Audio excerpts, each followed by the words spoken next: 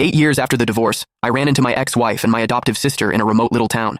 In the years since I'd seen them, one had become a superstar, the other the head of the powerful Prescott family, and I was running a tiny, hole-in-the-wall diner. The moment our eyes met, they both froze. Serafina, my ex-wife, quickly hid a medical report behind her back. Isabel, my sister, slipped a limited-edition watch she'd bought for her brother into her pocket. I calmly finished packing the takeout order and handed it to them with practiced courtesy. "Here you are, ladies." The formal, distant address seemed to rattle them. As they were leaving, Serafina suddenly turned back. "Didn't you say you'd only ever cook for me?" I offered a polite, empty smile. The foolish promises of youth, they don't mean much now, just like the people and memories I once thought I could never get over. With time, they had all faded to nothing. Through the open glass door, the noise of the street drifted in, but it couldn't dispel the frozen silence that had settled over the diner. The two women who had conspired to ruin me, to cast me out of my own home, now stood at the counter, unwilling to leave. Serafina clutched the plastic bag of food, choosing her words carefully. "Owen is injured and needs to recuperate. The facilities here are excellent, so we brought him to stay for a while. Mom and Dad, they came too," she added.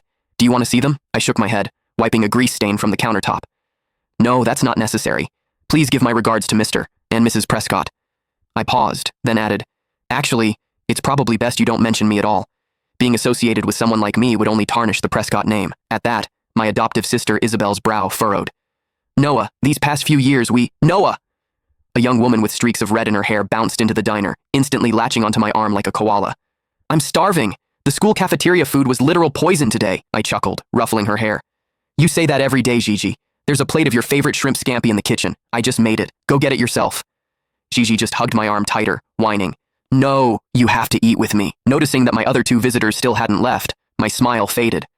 "Is there anything else I can get for you ladies?" The message was clear, but it took them a long moment to shake their heads. Serafina seemed to drift off for a second when she heard shrimp scampi. Isabel stared at Gigi clinging to my arm, her lips parting as if to speak, but no words came out.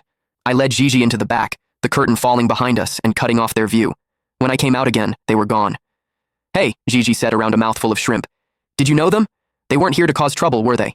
I've seen them on TV. One's a huge celebrity, the other runs the Prescott Corporation. They're kind of a big deal." I placed another shrimp in her bowl. "Just regular customers," I said with a light laugh. "If I knew people like that, do you think I'd be running this little diner? I'd have moved us all into a mansion by now." Gigi giggled, then leaned in conspiratorially. "I heard that Superstar's husband is the one who's sick.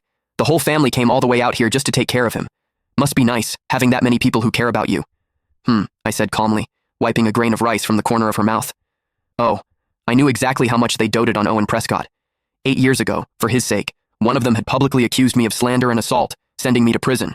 The other had announced to the world that I had taken my own life out of guilt, personally ensuring I was erased from the Prescott family forever. They worked in perfect, seamless